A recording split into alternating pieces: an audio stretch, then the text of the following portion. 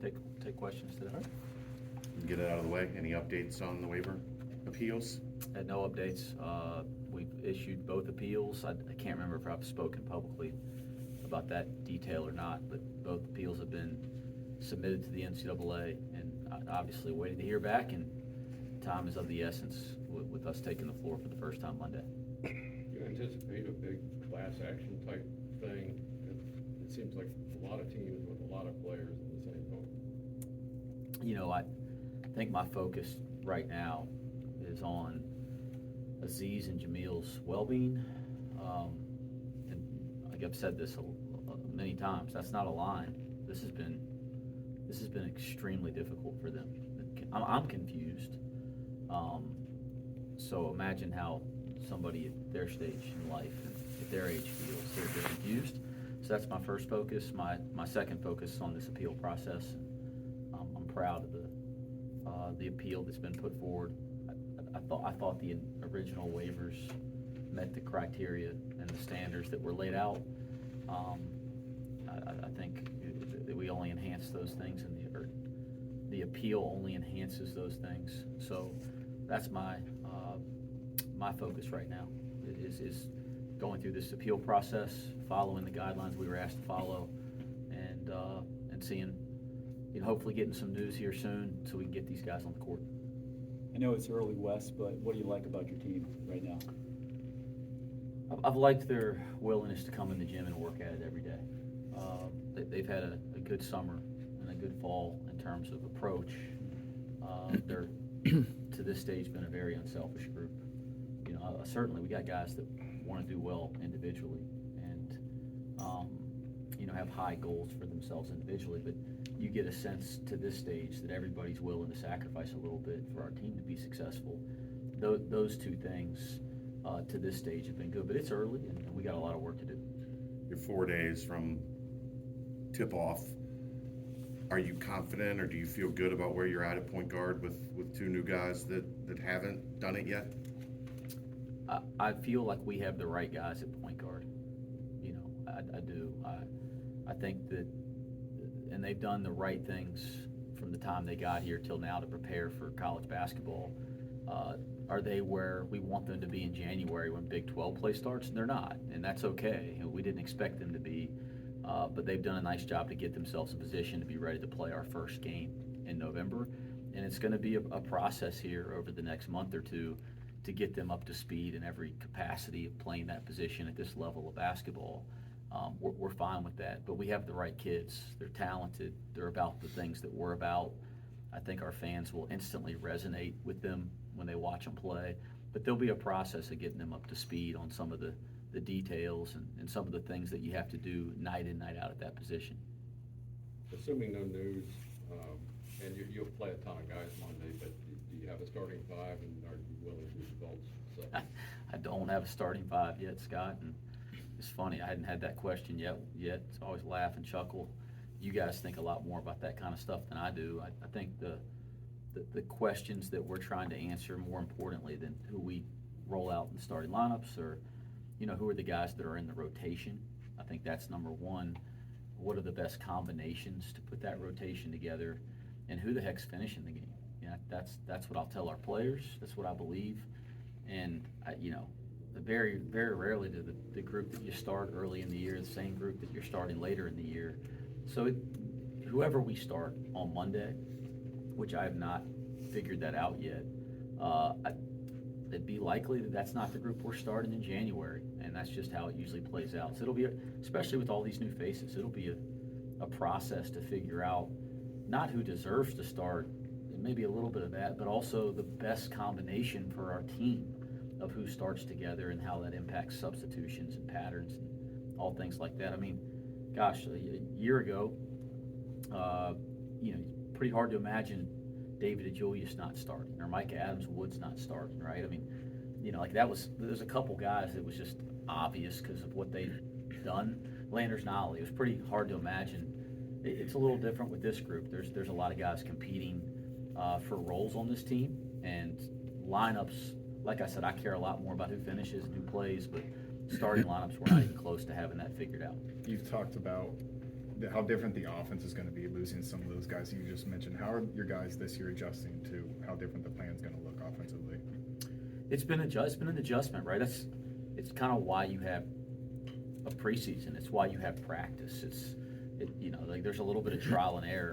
I think the big picture things we're trying to do offensively that we started with, I think we've doubled down on that because it appears that that's 100% the right way to play, and our guys are improving in those areas, and it accentuates our guys' strengths. Some of the details or actions or the things that we're focusing on possession to possession, we're adjusting as we go, and we've learned a lot about this team over the last month. And by the way, again, when you have all these new faces, that'll happen throughout the course of November as well. Like we won't have it all figured out the first 2 weeks of games, but that's part of going through those first couple weeks is learning your team when you start to see different opponents. And Do you kind of different relish coverages. in that challenge and like having the ability to teach these guys as a young basketball coach? I love teaching. I love coaching. It's one of my favorite parts of my job. I love my job, and one of my favorite parts of it is teaching. And if you've come to our practices, I hope that's obvious. But that's one of the things that gets me popping out of bed in the morning is the chance to teach. Big picture, Wes, what is the vision from you for the next step for this program, for you this year, for this team this year? Yeah, big picture, it's clear that we want to compete for championships at Cincinnati. That's what we're here to do. We want to compete for championships. We want to help our guys leave here to go on to professional careers, and we want to educate our guys. Like that's the big picture goals here. I think that's known. We all know that. That's why we're here. But day to day is just about getting better and stacking days and making those daily deposits to grow, to learn. And that is how we evaluate day to day. Did we get better today? Are we better today than we were yesterday? That's all it's about. Have your guys had a chance to see their new home yet? And your thoughts on the new locker room? Gosh, we've not officially moved in there yet. There's so much construction going on around us, and we're working around that construction. I'm sure a couple guys have been able to peek through some open doors and see what's going on, but we have not officially walked in there as a group. They're not officially using it, but it's close. Everybody knows how construction goes. I thought we were going to be in there a while ago, then I thought we were going to be in there yesterday. But I do believe we'll be in there by tomorrow, which will be exciting. And it's what I'll tell everybody. It is first class. The people that donated money to help us with this project, we're so thankful. It's as nice as any locker room and lounge and recovery facility as I think there is in sports. It's not even just a college basketball thing. It is done first class.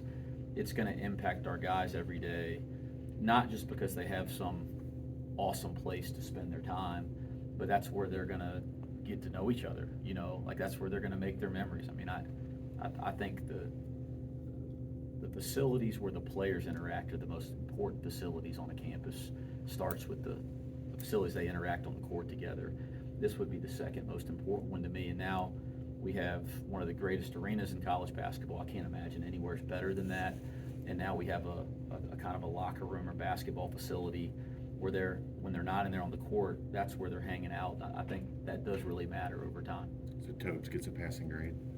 Yeah, Zach Tobler, who oversaw the construction on this, is a former player, which also made it very special as well. And it's been nice to have a former player. I'm very impatient, guys. So, I'm probably hovering around that project every day for the last 9 months, seeing if we're getting there. And it's been nice to have a guy that I know wants it to get done, not just as quickly as I do, that's overseeing it, but to the same standard because he played here. And so it's been a thrill to have Zach around every day.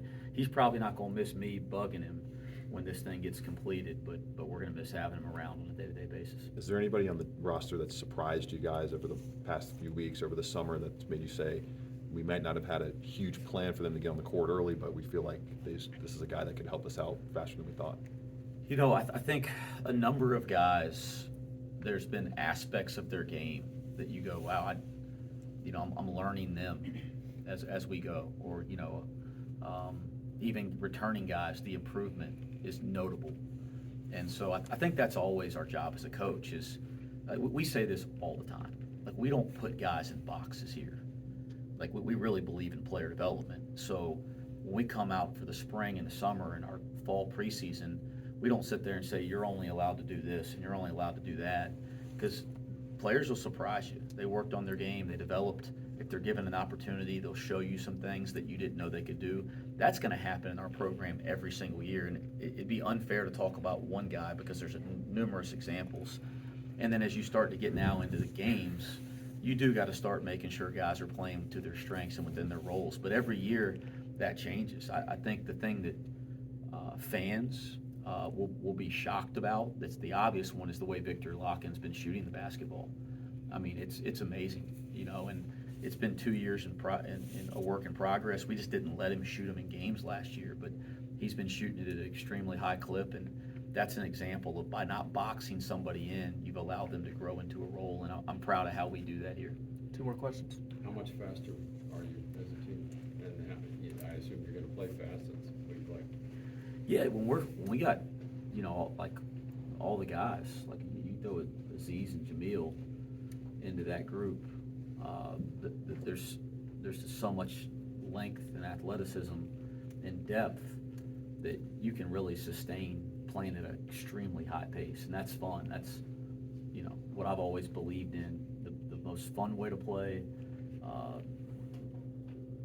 the way I prefer to play, and the best way to consistently put yourself in position to win every night is to get a deep team, a talented team out in the open court and continue to put pressure on the defense. We have the ability to do that with Aziz and Jamil for sure. Thoughts on the passing of Bob Knight? Wow. One of the titans of our game and college sports, and certainly if you're a coach, Bob Knight impacted you.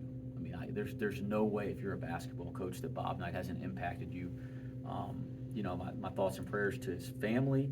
I know his son Pat is a friend of mine, so my thoughts and prayers with his family, specifically Pat. And then, I learned a lot about Coach Knight in 2 ways.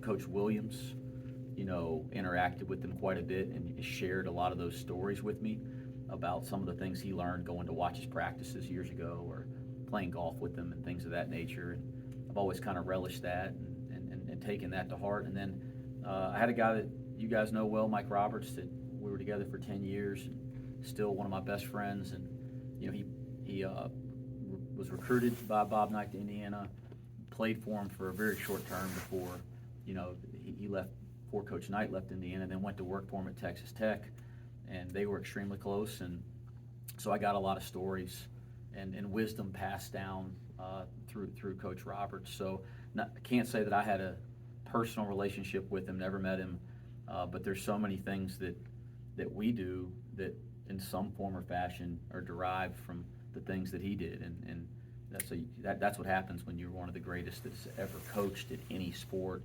So again, thoughts and prayers with his family. All right, thanks, Coach.